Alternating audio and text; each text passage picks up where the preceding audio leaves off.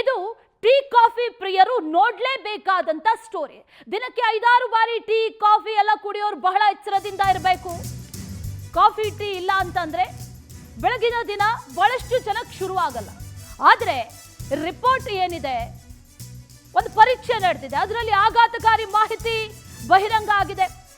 FSSAI ನಡೆಸಿದಂತ ಪರೀಕ್ಷೆಯಲ್ಲಿ ಆಘಾತಕಾರಿ ಮಾಹಿತಿ ಲಭ್ಯ ಆಗಿದೆ. 18 ಟೀ ಪೌಡರ್ ಸ್ಯಾಂಪಲ್ಸ್ ನಲ್ಲಿ 17 ಅನ್ಸೇಫ್. ಈ ಟೀ ಕಾಫಿ ಪುಡಿಯ ಹಣೆಬರ ಬಯಲಾಗಿದೆ ನೋಡಿ.